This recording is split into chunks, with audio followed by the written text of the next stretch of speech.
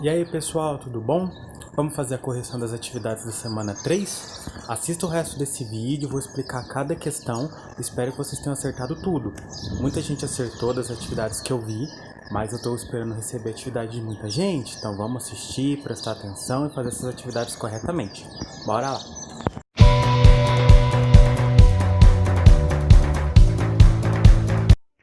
Nessa semana 3, então, pessoal, a gente continuou falando sobre os cromossomos, o DNA, principalmente o que acontece com ele no momento das divisões celulares, né?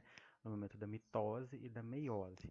Então vamos para a nossa correção para entender bem isso aí. Escreva a definição dos seguintes termos abaixo. Cromossomo. O cromossomo, pessoal, é aquela que nos desenhos a gente via parecer um X, é uma estrutura condensada do DNA, espiralizada. O DNA, tirando nos momentos de divisão celular, o DNA é uma fita, né, um filamento que a gente chama de cromatina. Na hora de dividir a célula, para ficar mais fácil o DNA ser dividido igualmente, sem dar nenhum problema nesse momento, que é muito delicado e muito importante, que corra tudo bem, ele se enrola numa estrutura que a gente chama de cromossomo. Mas é DNA que está ali dentro, né? Ele todo enroladinho. Célula diploide. A célula diploide é aquela célula que tem o total de cromossomos da espécie, todo ele, né? Como no ser humano, são 46 cromossomos, então as células diploides do ser humano terão 46 cromossomos e elas estão organizadas em pares, tudo de 2 a 2. Gameta, na letra C, são as células reprodutivas, aquelas células que vão se juntar no momento de dar origem a um novo ser vivo. No caso do ser humano, espermatozoides e óvulos.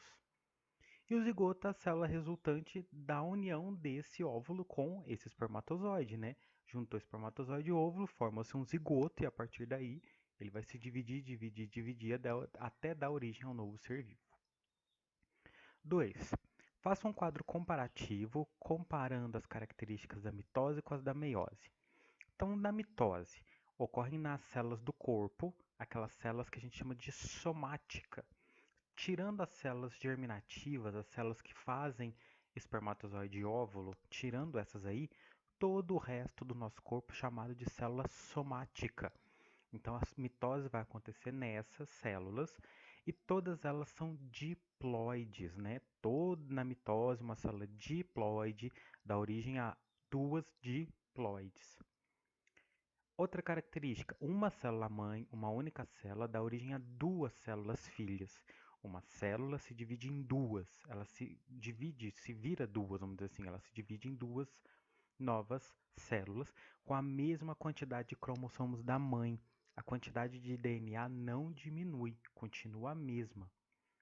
E ocorre apenas uma divisão celular. A célula se duplica, divide ao meio, você tem duas novas células no final desse processo. Agora, a meiose, só lembrar, gente, meio, metade, que vai ter a principal característica dessa divisão celular. Ela vai ocorrer nas células germinativas. O que é isso? São células que produzem gametas. São as células lá dos testículos do homem que produzem espermatozoides. E as células dos ovários femininos, né? Todo ovário é feminino. As células dos ovários que vão produzir os óvulos. Uma célula mãe, uma dessas células germinativas, dá origem a 4 células filhas. Então, uma vai virar 4 células, se dividir em 4 células e com a metade de cromossomos. Essas células filhas, né, elas são chamadas de haploides, tem metade da quantidade.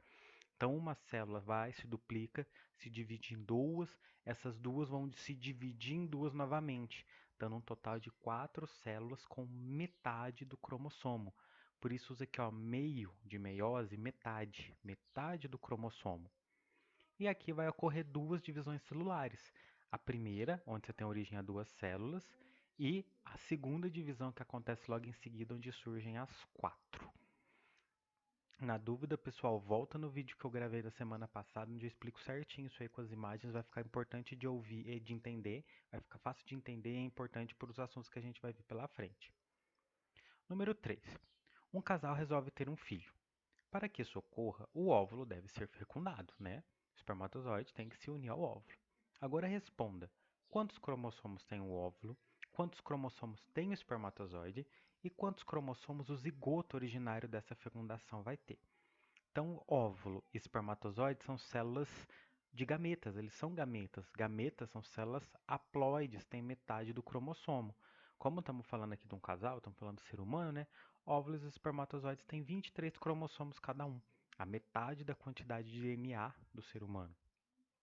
Já o zigoto vai apresentar 46 cromossomos, que é a soma dessa quantidade de cromossomo, de DNA que veio do pai e da mãe. Lá, juntou espermatozoide e óvulo. 23 cromossomos que o óvulo tinha, vai somar com 23 cromossomos que está chegando com o espermatozoide, dando um total de 46 cromossomos, que é o que tem no zigoto, que a partir daí vai ser mitoses e mitoses e mitoses até virar o bebê e o ser humano sempre crescendo a partir de mitoses. Certo, pessoal?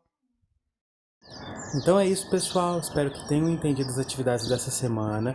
Qualquer dúvida, lembra, é só me mandar mensagem. E já postei as atividades novas lá no grupo. Olha lá, assiste os vídeos, lê o material e sempre que precisar é só me chamar. Até mais!